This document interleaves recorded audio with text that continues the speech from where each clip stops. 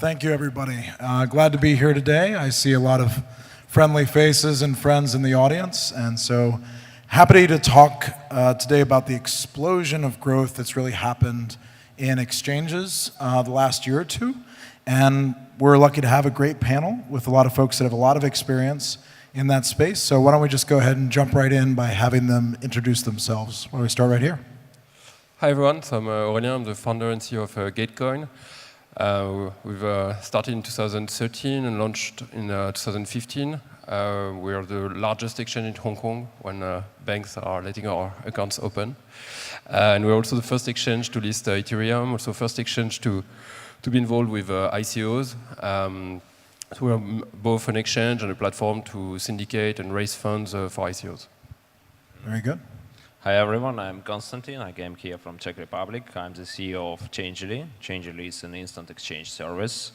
So we operate in worldwide, in the US markets, Korea, and also Japan. That's great. Hello, my name is Obi Nwosu. I'm the CEO and co-founder of Coinfloor. We're a group of cryptocurrency exchanges that focus exclusively on institutional and sophisticated investors and traders. And we're known in the space for having one of the longest running exchanges in the UK and also a recent offering, which is the first physically delivered cryptocurrency futures exchange. That's great, thank you. So my name is Mike Kayamori. I'm the founder, CEO of QUOINE. We started in 2014, and we're the first global exchange to be regulated and licensed in Japan. And it's my great pleasure to share my experience with you. Great. Well, sort of the thing I think you all share is having to adapt to this hypergrowth. And I'm curious to hear from each of you about how you've had to either change your process or change your business model or even your technology stack to accommodate all of the new users that have flowed into the ecosystem. We've seen a lot of exchanges have trouble keeping up. Even the biggest and most well-founded groups have had trouble keeping up with this wave of new users. And so curious what you can share with the audience today about where you think that technology stack has had to improve and where it's going. That's a very good question. It's a regular issue for startups, obviously, but for exchanges where latency is so critical, it's an even more important difficulty. So in terms of technology, it's really a matter of having the proper architecture, proper also code base and tech stack. But beyond pure technological challenges are also all the processes, for instance, onboarding. I mean, on our side, we used to have a very manual onboarding. At some point, you can't keep up the pace with the growth when your registrations are multiplied by 50. Suddenly, you can't suddenly recruit 50 times more customer support or compliance officers to handle the tickets or the registration. So you need to also think of automation of those processes using AI, using existing solutions. So it's definitely an important challenge. So it would be fair to say you've had to move towards automated KYC, AML, the different compliance checks in order to really scale. Yeah, and same for transfers, for instance. Having to process suddenly a few 100,000 transfers within a day, you can no longer rely on banks you used to work with that had a fully manual process. You need to find banks with APIs or at least CSVs, for instance. Unfortunately, it doesn't exist yet in Hong Kong, so we had to look for other providers to be able to keep on delivering the service.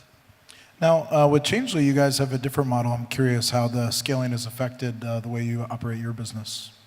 Yeah, so actually last year or previous year, it was 2 waves of growth, like in the beginning of the year. Just imagine that your business is growing. Today you have 10 customers, and tomorrow you have 100 customers or even 500 customers in a week. It was an exponential growth. And the main issues we have experienced as we are an exchange broker. So we are trading on Bittrex, Poloniex, Binance now, and we experienced issues with the API of the main exchanges, many stock transactions, and also bloating blockchains. And we have grown our support team from like a few people at the beginning of the previous year to 15 people now. And actually we are educating the market. because the most popular question in support is like, what is Bitcoin address? How I can send Bitcoins to my email address or my home address? And it's, yeah, and in December we have experienced like 30,000 new registrations on Changelly every day. So it was a huge wave. Yeah, and we have upgraded our stack of technologies. We are doing some parallel merchant transactions for exchange, and we have grown our team like 3 or 4 times. Yeah. Well, Obi, I've known about Coinfloor.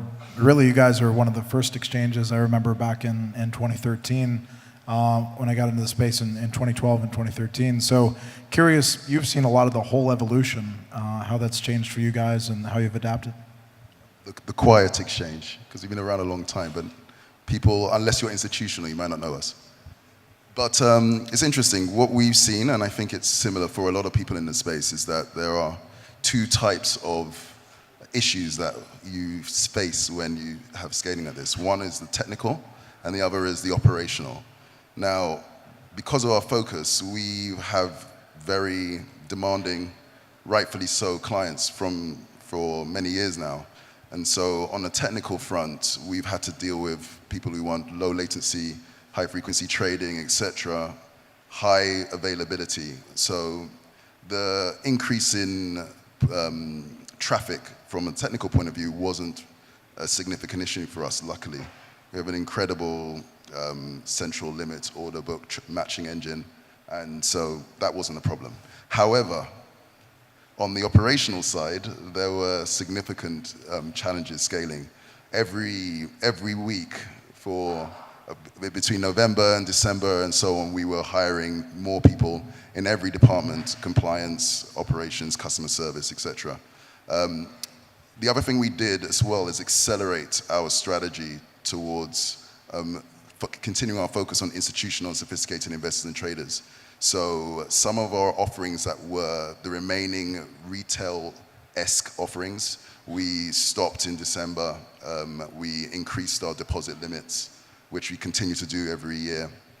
So we just focused more as well. So that helped us handle the scale on the other side. So by narrowing your audience to folks that were at the high end of the scale, you were able to achieve that. Got it. But that didn't stop everything. The growth was massive, so we still had to hire every week. It's a good problem to have. Yeah. Mike? Yeah, so I think I shouldn't be redundant with what everybody has already shared, but maybe I can share some numbers. Right. So 2.5 years ago, or December of 2015, our largest volume at that month was about 100 million. Right, and last December, 2017, December, we did close to 30 billion, right, on transaction volume. Also being a regulated exchange, there's certain areas like governance, audit, risk, support, that there's certain guidelines that you need to meet being a registered exchange. So the biggest thing that I underestimated, so previously I used to work at SoftBank. Right? I used to support hyper-growth companies, providing them with capital.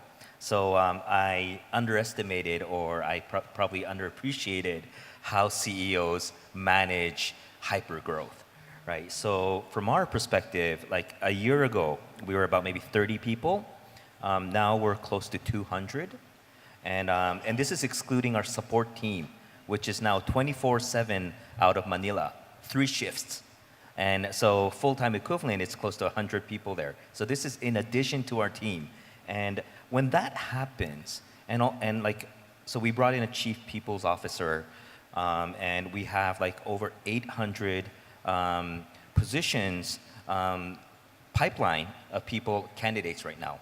So getting the right leads are important in managing that. So when that happens, and for anybody who needs to grow that much to cope with your growth, it's all about people, right? So now I spend a lot of time, other than the regulatory side and all these, is how to manage, have a shared vision, how to manage team, delegate to the next C level and the C-1s. And that's what's going to be the most critical thing, because you're only going to be as good as your people.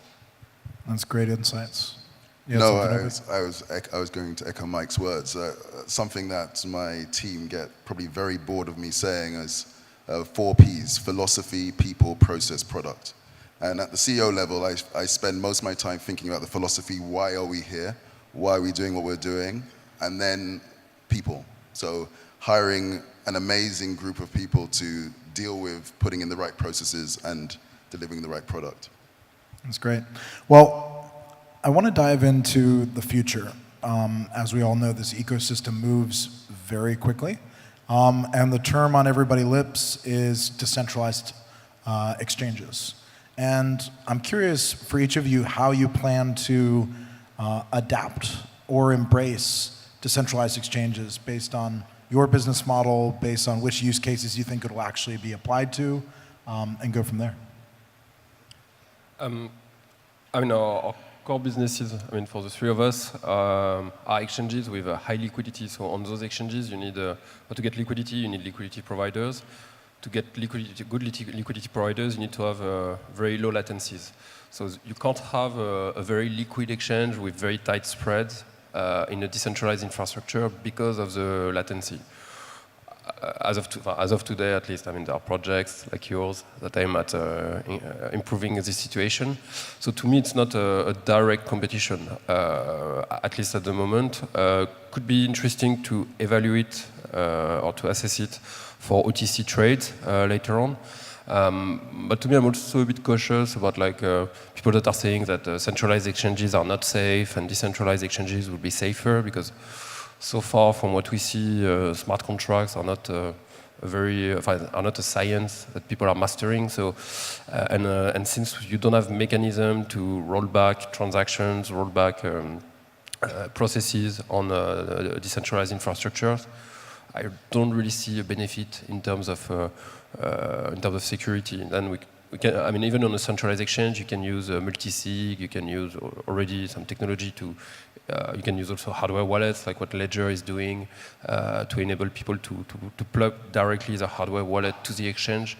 Is to me a much better improvement in terms of security than a smart contract or a decentralized exchange. Interesting. So you'd say latency is still the biggest challenge to liquidity, and even though you can remove custodial risk by becoming decentralized, there are other risks to consider. Okay. Yeah, so actually it's, this year most probably will be a year of decentralized exchanges. But I suppose it's a bit overhyped because now 99% of trading volume is still going through centralized exchanges, and only on centralized exchanges you can trade with high frequency algorithms trading. It's impossible for the on-chain order book to trade so fast. So latency and liquidity is the main issues of decentralized services. But I believe decentralized services it's useful for OTC trading when you want to trade anonymously and without the counterparty risk. It's custody-free solutions. And so I believe in atomic swaps technology for the cross-blockchain interactions. And so we are also working on some projects based on that technology. So, but I suppose that centralized businesses, centralized exchanges will still coexist with the new decentralized services. Got it. So one of the reasons why we focus on the market sector we focus on is because we think there are 3 different types of exchange. One is institutional focused exchanges that allow fiat to crypto. There are retail focused exchanges that allow fiat to crypto.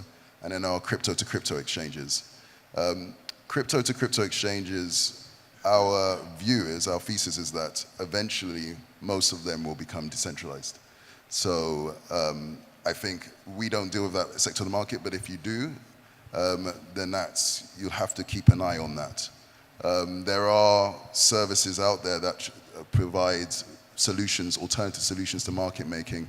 I think, for example, there's the Bancor protocol that effectively provides an infinite liquidity in inverted commas solution, and I'm sure there are others who are working on that. Yes, so that's the issue. So you think it'll be most relevant to fiat pairs in the future?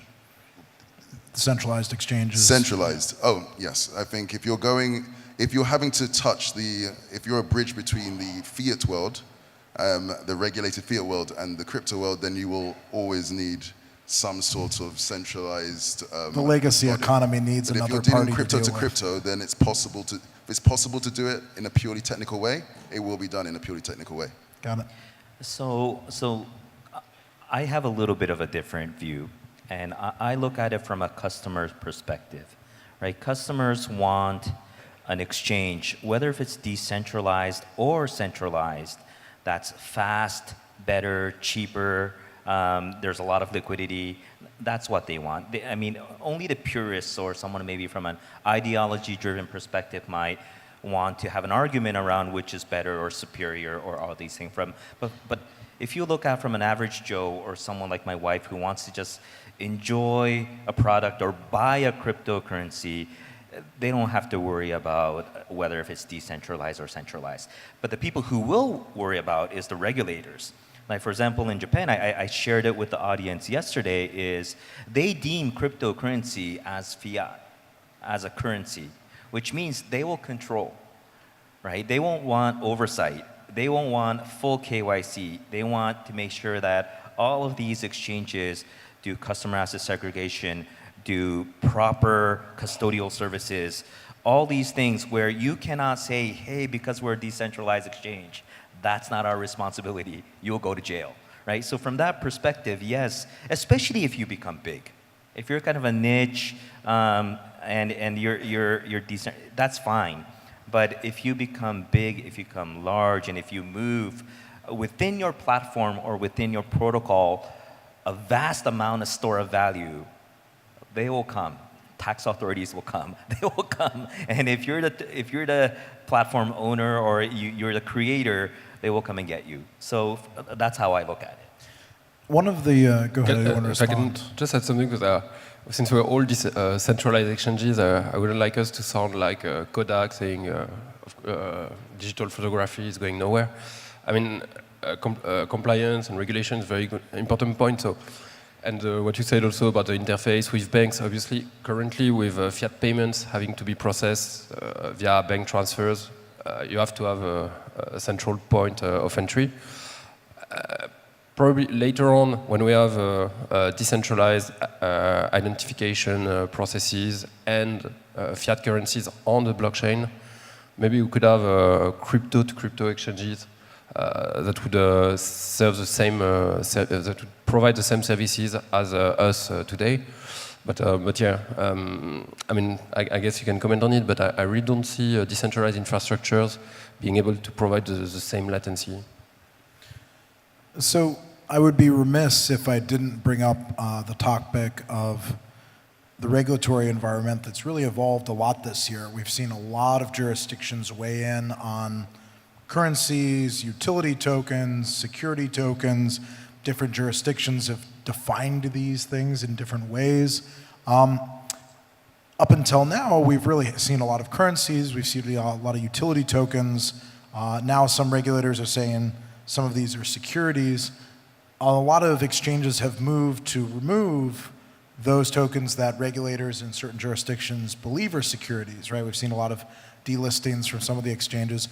I'm curious where you see the path forward for fully compliant security tokens.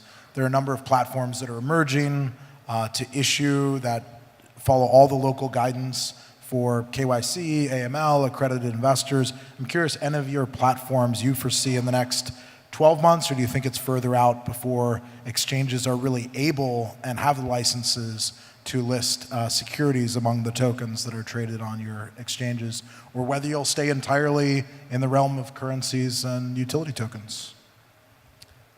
I'm a real believer in security tokens. To me, that's where ICO should go, like to have a kind of intermediary regulatory layer between private and public companies. And then we could have other type of securities, not only stocks, obviously bonds, any type of asset can be tokenized and traded, transferred on the blockchain.